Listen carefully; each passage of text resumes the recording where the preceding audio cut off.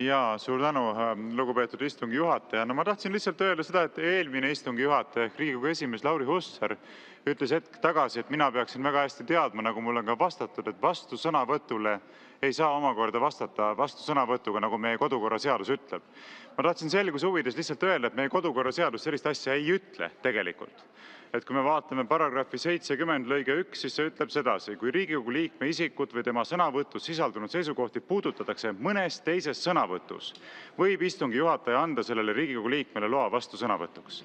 Ja kuna ka vastusõnavõtt on mõni muu sõnavõtt, siis tegelikult on see Riigikogu istungi juhataja diskretsiooni otsus ja ta võib selle anda. Ja minu meelest oleks täiesti diskussiooni huvides see, et kui kedagi tõesti kriitiliselt nimetatakse, siis võiks tõepoolest anda. Et küsimus ei ole selles, et seda õigust peab saama kuritarvitada, aga ma ei näe ka põhjust, miks seda diskussiooni peaks sedasi suretama, et tõlgendada kodukorraseadust kitsendavalt viisil, mida tegelikult seadus ise ei ütle. Aitäh.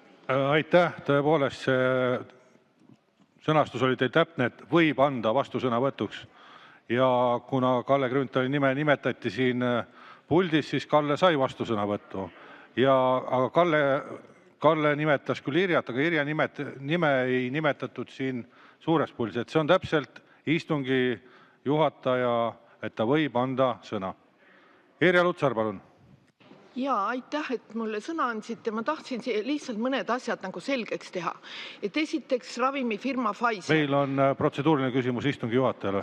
Jaa, mul ongi istungi juhatajale. Protseduurika? Protseduurika on see, et minu kohta esitati informatsiooni, mis kompromiteerib minu isikut.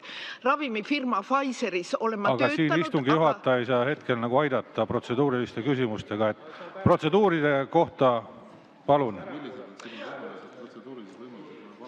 Aga kas mul mingisuguseid võimalusi on see vale ümber lükata või ma pean sellega terve elu edasi elama või kuidas sellega nüüd on? Teie juba lükkasite protseduuriliselt, tahate ümber lükata nüüd oma sõnavõtus tehtud väljendeid või Kalle sõnavõtus tehtud väljendeid. Irja Lutsar, palun siis uuesti. Et mina töötasin ravimfirmas Pfizer kuni aastani 2004.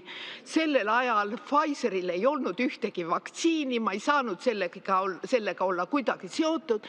Ja kolmandaks, ravimifirma Pfizer asutasid vennad Pfizerid ja see ravimifirma ei ole Bill Gatesile mitte kunagi kuulunud. Aitäh. Aitäh sõnade eest ja kahjuks ma leidnud siin ikkagi protseduurikat.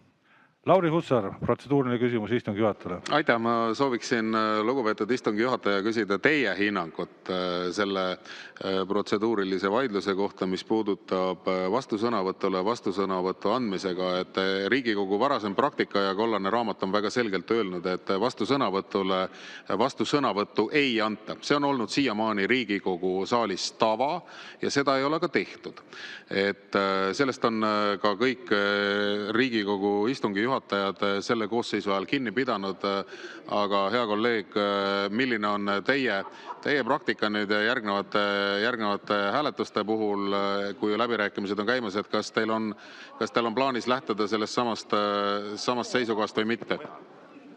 Aitäh, protseduuriliselt tõesti kollase raamatu järgi meil on, et vastusõnavõtule me ei ole siiamaani vastusõnavõtul nimetatud isikutele sõna andnud.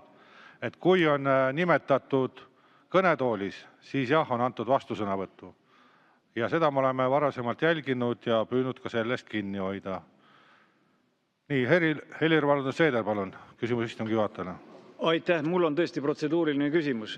Eelmine istungi juhataja ehk siis Riigikogu esimees Lauri Hussar teatas, et me hakkame nüüd tööle kollase raamatu järgi. Mis põhjustel ja mis ajast selline pööre toimus ja kas te ka jälgite seda?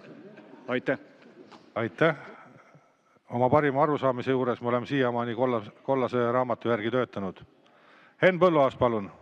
Küsimus istungi juhatajale. Eelmise või endise Riigikogu esimehena ma võin kinnitada, et mitte kunagi varasematel aegadel ega eelnevates koosseisudes ei ole seda sätet mõtestatud selliselt, et see peab olema sõnavõtu vastu suunatud sõnavõtt. Vastusõnavõtt tähendab seda, kui kellegi nime on mainitud ja siis ta vastab sellele. Ja nii on see kogu aeg olnud eelmistes koosseisudes ja see muutus on tekkinud millegipärast alles nüüd, selles koosseisus, kui Riigikogu juhatus või selle liikmed on hakanud seda omavoliliselt ja kitsendavalt tõlgendama. Aitäh! Kalle Grünthal esitaski oma vastusõnavõtus oma vastusõnavõtu teesid, mida ütles Evelin Poolamets siin, mainides Kalle Grünthali, ja Kalle Grünthal sai seda öelda seal. Varro Vooglaid, palun, küsimus istungi juhatajale. Ja no ma tuleks ka veel kord selle asja juurde tagasi, et minu täiesti siiras ja tõsine ettepanek oleks võib-olla ka vanematekogus seda asja arutada ja leppida kokku ühtne praktika, sellepärast et nagu öeldud, seadus ei sätesta, et vastusõnavõtule ei või anda vastusõnavõttu. Seadus ütleb selgelt, et kui kedagi sõnavõtus nimetatakse, võib anda vastusõnavõttu. Ja kuna ka vastusõnavõtt on sõnavõtt, siis võib anda vastusõnavõttu. Ja minu arvates võiks seda sellisel viisil tõlgendada, et diskussiooni soosida, mitte diskussiooni suretada. Ehk päriselt ka, võtke kokku vanematekogus omavahel, kui saate kokku, võtke see küsimus ette, arutage see läbi ja leppige kokku ühtne praktik. Ma arvan, et kõik fraktsioonid toetavad seda, et istungi juhataja võiks anda vastusõnavõttu ka siis, kui kedagi on nimetatud vastusõnavõtus. Aitäh! Protseduurika huvides on fikseeritud ettepanek ja seda saab seal arutada.